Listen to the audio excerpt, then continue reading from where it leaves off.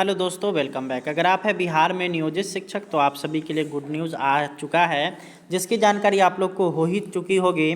जिसमें आप लोग को बताया जा रहा है कि आप जितने भी नियोजित शिक्षक हैं उन सभी को राज्यकर्मी का दर्जा दिया जा रहा है और आप सभी विशिष्ट शिक्षक कहलाइएगा। और उसी जो आप लोग का जो प्रारूप जारी किया गया था अक्टूबर महीने में, और जो कि विशिष्ट शिक्षक नियमावली था, उसी में सेम टू सेम आप लोग का वही प्रक्रिया रहने वाला है। 3 बार में ही आप लोग को परीक्षा पास करना है। तो उसको लेकर के यहाँ पे हम लोग इस वीडियो में पूरा डिटेल्स में बात करने वाले हैं कि आप लोग जो है आप लोग का जो परीक्षा है वो सक्षमता परीक्षा कहलाएगा।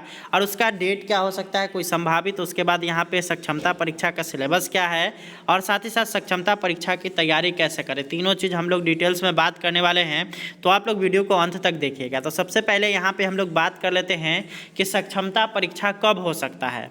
तो जैसा कि आप सभी को पता ही है कि आज जो है वो है 26 दिसंबर, और 26 दिसंबर के दिन आप सभी जितने भी नियोजित शिक्षक हैं वो राज्यकर्मी बन चुके हैं। और राज्यकर्मी जो बने हैं उसके बाद आप लोग को एक परीक्षा से गुजरना होगा, जिस परीक्षा का नाम यहाँ पे सक्षमता परीक्षा बताया जा रहा है, क्योंकि आप लोग का विशिष्ट शिक्षक नियमावली जो था उसी को सेम टू सेम यहाँ पे लागू किया गया है। और अब जो यहाँ पे अगर बात करेगा एग्जामिनेशन की, तो एग्जामिनेशन में आपको यहाँ पे या तो 10 से 15 दिन का समय मिलने वाला है, यानी कि जनवरी में 15 से 20 दिन का जो है यहाँ पे आप लोग को जो है टाइम रहेगा, उतना में आप लोग का परीक्षा हो जाए। या फिर आप लोग को जो है यहाँ पे कुछ लंबा समय दिया जाए। जैसे अगर बात करेगा तो यहाँ पे अगर उससे अगर अधिक समय लिया जाता है तो फिर क्या होगा कि बिहार में ही नहीं पूरे देश में एक तरह से कह लीजिए तो यहाँ पे चुनाव को लेकर के किसी भी तरह का कोई भी नया प्रक्रिया नहीं हो सकता है। तो उसको ध्यान में रखते हुए आप लोग का परीक्षा को रोका जा सकता है। वहीं अगर बात करेगा फरवरी माह में, तो फरवरी माह में यहाँ अगर देखिएगा तो बिहार बोर्ड पहले से बिजी है, और उस महीना में यहाँ पे अगर बात करेगा तो मैट्रिक और इंटर की परीक्षाएं होनी है, जिसमें यहाँ पे नियोजित शिक्षक को लगाया जाना है। मार्च में यहाँ पे आप लोग का इसलिए परीक्षा नहीं हो सकता है क्योंकि उस समय जो है आप लोग का आचार संहिता में रहिएगा।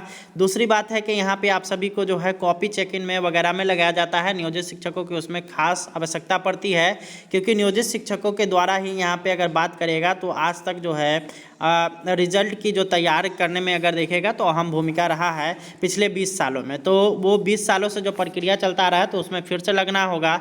भले बीपीएससी से बहाल शिक्षक आ गए हैं, फिर भी वहाँ पे नियोजित शिक्षकों की आवश्यकता पड़ेगी, और नियोजित शिक्षक जो है वहाँ पे कॉपी चेकिंग में वहाँ पे जाने वाले हैं। इसके अलावा अगर बात करिएगा सक्षमता परीक्षा का सिलेबस क्या होगा, तो जैसा कि यहाँ पर बताया जा रहा है कि नियोजित शिक्षकों का जो राज्यकर्मी बनाने की बात हुई है वो मुख्यमंत्री जी के यहाँ पे कहे कथन के अनुसार हुआ है। मुख्यमंत्री जी के द्वारा यहाँ पे कहा गया था कि नियोजित शिक्षकों से एक मामूली परीक्षा ली जाएगी। मामूली परीक्षा अगर बात करिएगा तो परीक्षा तो कोई मामूली होती नहीं है, परंतु अगर मान लीजिए कि अगर मामूली परीक्षा यानी कि हल्का परीक्षा की अगर बात किया जाएगा तो हल्का परीक्षा क्या हो सकता है। तो आप जिस वर्ग कक्ष में पढ़ा रहे हैं उसी तरह का यहाँ पे आप लोग से प्रश्न पूछा जाएगा। यानी अगर 1 to 5 के आप शिक्षक हैं तो हो सकता है कि आपका जो है 1 से लेकर के 5 तक ही क्वेश्चन रहे, या फिर ऐसा हो सकता है कि 1 से लेकर के 8 तक के बुक से यहाँ पे आप लोग का सवाल रहे। दूसरा चीज़ हो सकता है कि यहाँ पे एक और चीज़ इसमें है कि जैसे आप अगर मान लेते हैं उर्दू शिक्षक है तो उर्दू पर जो है विशेष ध्यान रखते हुए उर्दू का ही सिर्फ परीक्षा ले लिया जाए। अगर आप जनरल शिक्षक है तो हिंदी का ले लिया जाए।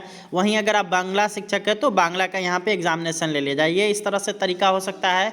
तीसरा चीज़ हो सकता है कि आप लोग का जो है यहाँ पे जीके जीएस टेस्ट ले लिया जाए। इस तरह से आप लोग को ये जो सिलेबस है उसको घुमाया फिराया जा सकता है। हम लोग अभी बात कर रहे हैं 1 to 5 की।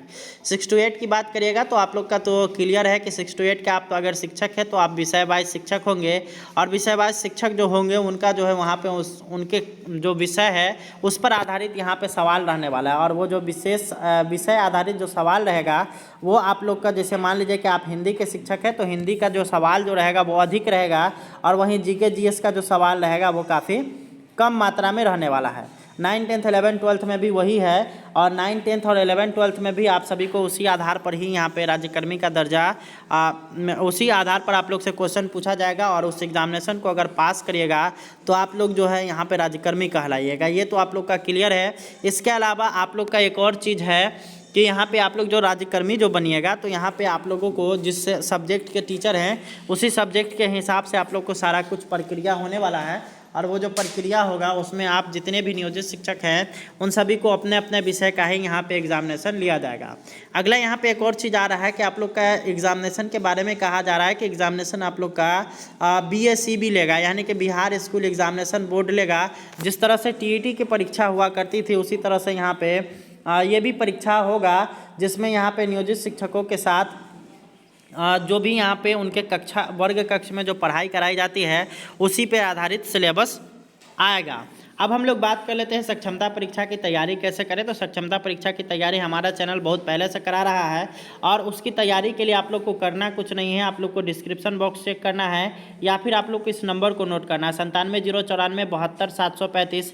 इस नंबर पर आप लोग कॉल या व्हाट्सअप कर करके आप लोग यहाँ इससे जुड़ सकते हैं। और यहाँ पर आप लोग को जुड़ने से क्या होगा कि आप लोग को जो क्लास वाइज आप लोग का जो सिलेबस रहने वाला है उसी तरह से आपका हर एक क्लास का चैप्टर वाइज आप लोग को PDF मिलने वाला है। और ये जो PDF जो मिलेगा उसके लिए आपको उसी नंबर पे आप लोग को कांटेक्ट करना पड़ेगा। उस नंबर पे आप लोग कांटेक्ट कर करके आप लोग जो है यहाँ पे हर एक क्लास का चैप्टर वाइज यहाँ पे PDF प्राप्त कर सकते हैं। और ये जो PDF जो दिया जाएगा उसके बदले आप लोग को यहाँ पे पेमेंट करना पड़ेगा 399 रुपये आप लोग को पेमेंट करना पड़ेगा। और ये जो 399 रुपये जो है आप लोग गूगल पे या फ़ोनपे के माध्यम से आप लोग भेज सकते हैं सेम नंबर पे।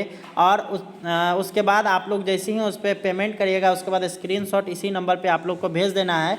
जिसके बाद मैं आप लोगों के लिए एक अलग ग्रुप मैंने बनाया है, उस ग्रुप में मैं आपको ऐड कर दूंगा और वहाँ पे आप लोग को डेली का डेली PDF मिलता रहेगा। और अभी तक अगर बात करिएगा तो अभी तक हमारे चैनल के द्वारा लगभग 135 के आसपास PDF दिया जा चुका है। तो वो सारा PDF आप लोग को मिल जाएगा, आप लोग को घबराने की आवश्यकता नहीं है। अब अगर बात करिएगा फ़ीस कितना है तो आप लोगों के लिए फ़ीस जो रखा गया है वो 399 रुपये रखा गया है।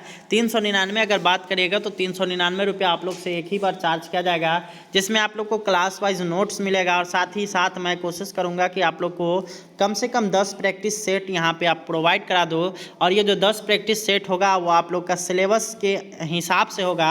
आप लोग का जो सिलेबस कहेगा वही उसी हिसाब से मैं आप लोग को सारा का सारा जो है यहाँ पे प्रैक्टिस सेट देने वाला हूँ। तो ये सारा सुविधा आप लोग को लेने के लिए आप लोग को ये नंबर नोट कर लेना है 97 094 72 735। इस नंबर पे आप लोग को कांटेक्ट करना है और आप लोग को यहाँ से PDF मिलेगा। और आप लोग का जितना भी PDF छूट गया है वो सारा का सारा हम लोग इसमें प्रोवाइड कराने वाले हैं। तो उम्मीद करते हैं कि आप लोग ज़रूर जुड़िएगा व्हाट्सएप से, और व्हाट्सएप पे जुड़ने के बाद आप लोग पेमेंट करिएगा ताकि आप लोग की जो तैयारी है वो पूरा हो सके और आप लोग सक्षमता परीक्षा को पूरी तरीके से पास कर सकें। वहीं अगर बात करिएगा तो इसमें कट ऑफ वगैरह नहीं होगा, बल्कि यहाँ पे इसमें पासिंग मार्क्स होगा। यहाँ पे एक निर्धारित अंक होगा। जैसे मान लीजिए कि आप अगर जनरल से आते हैं तो मुश्किल से आपको 40 से 42% अंक लाना होगा, यानी कि 100 नंबर का परीक्षा होता है तो 40 से 42 अंक में आप पास होने वाले हैं। वहीं अगर आप महिला अभ्यर्थी हैं किसी भी कैटेगरी से तो 35 नंबर पर आप लोग का यहाँ पर होने की संपूर्ण संभावना है। और उसी आधार पर आप लोग का यहाँ पर रिजल्ट बनेगा। और SC ST वगैरह जो भी हैं आप OBC में BC हो गए ABC हो गए, उनका जो है 40 से कम नंबर पर ही यहाँ पे सारा कुछ होने वाला है। तो घबराने की आवश्यकता नहीं है। आप लोग से मिलते हैं नेक्स्ट वीडियो में, तब तक के लिए बहुत बहुत धन्यवाद। Thanks for watching.